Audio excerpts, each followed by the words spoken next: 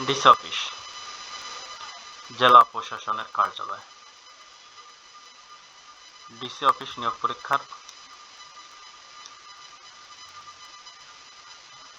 আপনারা যারা জেলা প্রশাসনের কার্যালয়ে ডিসি অফিসে নিয়োগ পরীক্ষায় অংশগ্রহণ করবেন তাদের জন্য আজকের ভিডিওতে থাকছে নিয়োগ পরীক্ষার সাজেশন, প্রশ্ন প্যাটার্ন, বিগত সালের প্রশ্ন নিয়ে বিস্তারিত আলোচনা। আশা করি ভিডিওটি প্রথম থেকে শেষ অবধি দেখবেন এবং চ্যানেলটি অবশ্যই সাবস্ক্রাইব করে রাখবেন। এখানে একটা কথা বলে রাখি, স্বল্প সময়ে ভালো একটা প্রস্তুতি চাইলে ডিসি অফিস জব রিভিউ এই বইটি পিডিএফ আমাদের কাছ থেকে সংগ্রহ করে নিতে পারেন। পিডিএফ এর মূল্য 40 টাকা। যারা নিতে চান তারা এই নাম্বারে হোয়াটসঅ্যাপের মাধ্যমে যোগাযোগ করে পিডিএফটি সংগ্রহ করে নেবেন। পিডিএফ এর মূল্য 40 টাকা।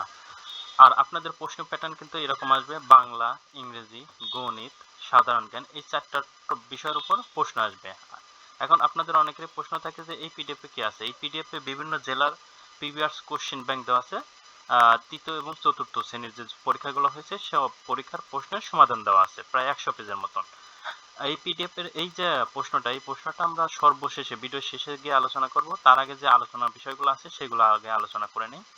আপনাদের প্রশ্ন আসবে বাংলা থেকে, ইংরেজি থেকে, গণিত থেকে এবং সাধারণ জ্ঞান থেকে। বাংলার জন্য সন্ধি, সমাস, বিপরীত শব্দ, এক কথা প্রকাশ, বানান, বাগধারা, সমার্থক শব্দ, কারক, সাহিত্য, অনুচ্ছেদ, আবেদনপত্র, এই টপিকগুলো ভালো করে পড়ে যাবেন। আপনাদের কোনো বই থাকলে সেখান থেকে পড়তে পারেন অথবা আমাদের বাংলা যে পিডিএফটা আছে পিডিএফটা থেকে পড়ে যেতে পারেন। ইংরেজির জন্য item, phrase, voice, gender, number, narration, changing sentence, translation, preposition, article, right form of verb এবং অ্যাপ্লিকেশন, এই প্যারাগ্রাফ অ্যাপ্লিকেশন, এই টপিকগুলো একটু ভালো করে দেখে যাবেন যদি আপনাদের বই থাকে সেখান থেকে, অথবা আমাদের ইংরেজি পিডিএফ থেকে পড়ে যেতে পারেন। গণিতের জন্য দশম শ্রেণীর যে গণিত বইটা আছে, এই গণিত বইটা যদি এ টু জেড শেষ করে যেতে পারেন, আপনার প্রশ্ন যেভাবেই আসুক না কেন আপনি অবশ্যই প্রশ্ন কমন পাবেন, পাটিগণিত এবং বীজগণিত। আর যদি আপনাদের নবম দশম শ্রেণীর বই গণিত বই না থাকে তাহলে আমাদের গণিত পিডিএফটা সংগ্রহ করে নিতে পারেন। সাধারণ জ্ঞানের জন্য আপনার নিজ জেলার ইতিহাস ঐতিহ্য, বাংলাদেশের ইতিহাস ঐতিহ্য, প্রথম দ্বিতীয় যে এইগুলা বিষয়গুলো আছে এইগুলা, এবং সাথে সাম্প্রতিক বিষয়গুলি একটু ভালো করে দেখে যাবেন এবং প্রিভিয়াস কোশ্চেন ব্যাংক দেখে গেলেই হবে। তাহলে আপনাদের এক কথায় যে এই টপিকগুলো ভালো করে পড়তে হবে। আপনাদের যদি বই থাকে সেখান থেকে পড়ে নিতে পারেন, নতুবা আমাদের বাংলা, ইংরেজি, গণিত, সাধারণ জ্ঞান এবং সাথে প্রিভিয়াস কোশ্চেন ব্যাংক সবগুলো বইয়ের পিডিএফ থেকে পড়তে পারেন। সবগুলো বইয়ের পিডিএফ যদি নিয়ে পড়তে পারেন 100% প্রশ্ন কমন আসবে। যাদের দরকার তারা এটা স্ক্রিনশট দিয়ে হোয়াটসঅ্যাপের মাধ্যমে যোগাযোগ করে পিডিএফগুলো সংগ্রহ করে নেবেন। আর এইবার আসবো আমরা আমাদের মূল আলোচনায়, মানে কোশ্চেন ব্যাংকটা। আমাদের এটা 28/2/2026 তারিখে একটা জেলায় পরীক্ষা হয়েছিল। যেহেতু অফিস সহায়ক পদে পরীক্ষা হয়েছিল, অফিস সহায়ক পরীক্ষা যদি আলাদা না হয় তাহলে সেক্ষেত্রে 40 মার্কের পরীক্ষা হয়, 1 ঘন্টা সময় দেওয়া হয়। কিন্তু অনেক সময় আছে যে অন্যান্য যে পদগুলো আছে যেমন কাম কম্পিউটার অপারেটর, তারপরে ষাট মুদ্রাক্ষরিক কাম কম্পিউটার অপারেটর, সার্টিফিকেট সহকারী, হিসাব সহকারী, এই যে অন্যান্য পদ, সিকিউরিটি গার্ড, নৈশ প্রহরী, নিরাপত্তা প্রহরী, মালি, বাবুর্চি, এই সবগুলো পোস্ট, মানে এই তৃতীয় চতুর্থ শ্রেণীর যে পোস্টগুলো আছে একসাথে যখন পরীক্ষা নেয় তখন কিন্তু পরীক্ষা হয় 70 মার্কের অথবা 90 মার্কের সময় দেওয়া হয়, কিন্তু সেক্ষেত্রে আবার 1.5 ঘন্টা। আপনাদের আশা করে বোঝাইতে পারছি। এখন আপনাদের প্রশ্ন কোন কোন টপিক থেকে আসে সেটা তো বললাম, এখন একটা প্রশ্ন আমি সমাধান করে দেখি কি কি আসছিল। বাংলা রচনা, বাংলায় রচনা করুন, অর্থাৎ বাগধারা ছিল। রাঘব বোয়াল, এই বাগধারাটা কি করতে হবে, রাঘব বোয়ালের বাগধারার অর্থ লিখতে হবে এবং সাথে একটা বাক্য লিখতে হবে। যেমন রাঘব বোয়াল এর অর্থ হলো প্রভাবশালী বা ক্ষমতাশালী ব্যক্তি। এটা দ্বারা একটা বাক্য কেমন হবে, সামান্য চোরদের ধরে লাভ নেই, মানে সামান্য চোরদের ধরে লাভ নেই, সমাজের আসল রাঘব বোয়ালদের আইনের আওতায় আনা দরকার। এরপরে খ নাম্বারে ছিল আষাঢ়ের গল্প, এর অর্থ অবিশ্বাস্য বা আজগুবি গল্প। তোমার এই আষাঢ়ের গল্প বিশ্বাস করার মতো লোক এখানে কেউ নেই, তাই অহেতুক সময় নষ্ট করো না।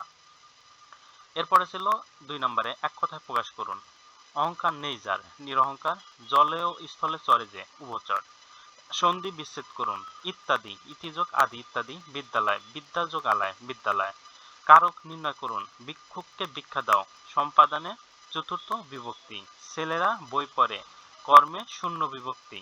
আমাদের ছোট নদী কবিতাটির লেখক কে লিখেছেন, এটা লিখছেন রবীন্দ্রনাথ ঠাকুর। পল্লী কবির নাম লিখুন, পল্লী কবির নাম জসিমউদ্দিন। এই বানানগুলো, কবিদের নামের যে বানানগুলো এটা কিন্তু 100% কারেক্ট করতে হবে।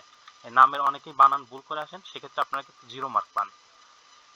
ইংরেজি, ইংরেজিতে অনুবাদ করুন, আমার নাম করিম, আমি 5ম শ্রেণীতে পড়ি, আমার একটি গাভী আছে, গাভীটি দুধ দেয় দুধ একটি আদর্শ খাবার। তাহলে এর ইংরেজি কি হবে? My name is Karim. I read in class 5. I have a cow. The cow gives milk. Milk is an ideal food. বাংলায় অনুবাদ করুন। Go home, do it, never tell a lie. Unity is the strength. Exercise is a good for health. এটার বাংলা আসবে কি? বাড়ি যাও, ইহা করো, কখনো মিথ্যা বলিও না, একতাই শক্তি, ব্যায়াম স্বাস্থ্যের জন্য ভালো। এই ইংরেজির ক্ষেত্রে এখানে দুইটাই ছিল, আরো অন্যান্য যে টপিকগুলো আছে সেসব টপিক থেকেও পড়তে হবে। অনেক সময় আছে যে টপিকগুলো ঘুরায় দিতে পারে আপনাদের। আচ্ছা, গণিত 250 মানে 250 টাকার 20% কত হবে? এটা ক্যালকুলেশন করলে 50 টাকা আসবে। a প্লাস b সমান 80, a মাইনাস b সমান 40। a ও b এর মান নির্ণয় করুন। আমরা ক্যালকুলেশন করব। ক্যালকুলেশন করলে a এর মান 60 আসবে আর b এর মান 20 আসবে। 30, 10, 19, 5, 25 সংখ্যাগুলোকে মান ঊর্ধ্বক্রমে লিখুন। তাহলে মানের ঊর্ধ্বক্রমে লিখতে হলে প্রথমে আসবে কি? 5, 10, 19, 25, 30। আচ্ছা, সাধারণ জ্ঞান। 3টি ফলের নাম লিখুন যা শ্রীমঙ্গলে হয় না। আপেল, তরমুজ, কমলা। 3টি পাখির নাম লিখুন যা মৃত্যু জীবদেহে খায়। শকুন, কাক, চিল। এরা মৃত্যু জীবদেহ খায়। কুড়িগ্রাম জেলা কি কি কারণে বিখ্যাত? নদ নদী বেষ্টিত কুড়িগ্রাম মূলত ব্রাহ্মণপুত্র, ধরলা, বৌদ্ধ অঞ্চল এবং ছিটমহল বিনিময় ঐতিহ্যবাহী ভাওয়াল গানের জন্য বিখ্যাত। তাহলে এখানে কিন্তু আমরা এইভাবে বলতে পারি নদ নদীর জন্য বিখ্যাত, যেমন ব্রাহ্মণপুত্র, ধরলা নদী। ছিটমহলের জন্য বিখ্যাত, এছাড়াও ঐতিহ্যবাহী ভাওয়াল গানের জন্য বিখ্যাত। অফিস সহায়কের কাজগুলো লিখুন। তাহলে অফিস সহায়কের বিষয় প্রশ্ন ছিল, অফিস সহায়কের প্রশ্ন। অফিস সহায়ক এর দায়িত্ব, কর্তব্যসমূহ: অফিসে আসবাবপত্র রেকর্ড সময়ে সুন্দরভাবে বিন্যাস সাধন করা এবং পরিষ্কার পরিচ্ছন্ন করা। অফিসে ফাইল এবং কাগজপত্র নির্দেশক্রমে এক স্থান হইতে অন্য স্থানে কিংবা অফিসে স্থানান্তর করা। কর্মকর্তা কর্মচারীগণকে পানীয় জল পান করাবেন। হালকা আসবাবপত্র অফিসের মধ্যে এক স্থান হইতে অন্য স্থান সরানো। আর লাস্ট একটা কথা হবে যে অফিসের নিয়োগকৃত বস কর্তৃক যে সকল আদেশ আছে সেই সকল আদেশ পালন করতে হবে। এটাও কিন্তু অ্যাড করে দিতে হবে। সবচেয়ে বড় কাজ হলো এটা, আপনার বস অফিস সহায়কে যা নিয়োগ দেয় ওই অফিসের বসরা যা বলবে তাই কিন্তু করতে হয়। আচ্ছা, বাংলাদেশে জাতীয় পতাকার দৈর্ঘ্য প্রস্থ অনুপাত করুন।